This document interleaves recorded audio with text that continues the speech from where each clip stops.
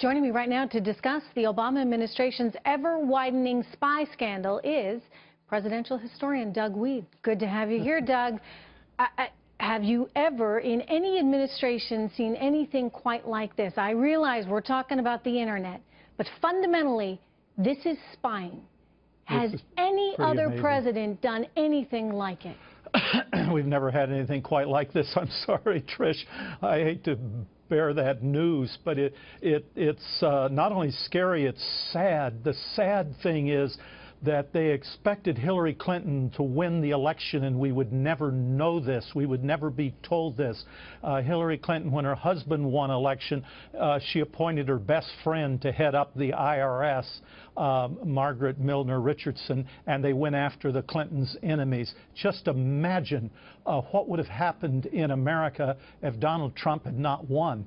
Now, you'll hear people, Trish, I see them on TV arguing, and they'll say, I don't care. If the government reads my emails, if they listen to my phone calls, I have nothing to hide. That is a stupid statement. Do they think Thomas Jefferson had something to hide? That John Adams, that these men were part of some criminal class and they needed to draft this Bill of Rights and the Constitution in order to protect their nefarious deeds? The fact is, they, after hundreds of years through history, evolved these wonderful documents to protect us, because once the government zeroes in on someone and hears something and thinks something, they can get you. But I'm going to stop you there, because I'm just wondering, how do we deal with this in this type of environment where these terrorists are connecting online?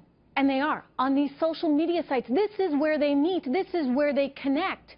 So how do we go about preventing that, preventing them from connecting, if we also want to be protective of everybody's rights in this process, Doug? We go after the terrorists, and Donald Trump has said that, but we don't go after James Rosen, who you just interviewed. I know, and he was I was targeted. Just saying that. He sure was. He was part of this.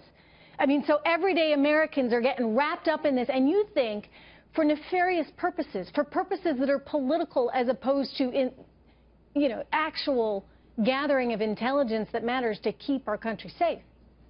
You know, hundreds of years ago, Cardinal Richelieu made this extraordinary statement. He was a great prosecutor.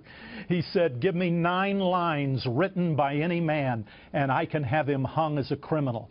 And if the government targets you and it collects all this data, it can find something, and it can hurt you. So what we need to protect ourselves is from a government that uses its intelligence for political purposes. I agree. Let's go after the terrorists. Don't hold anything back.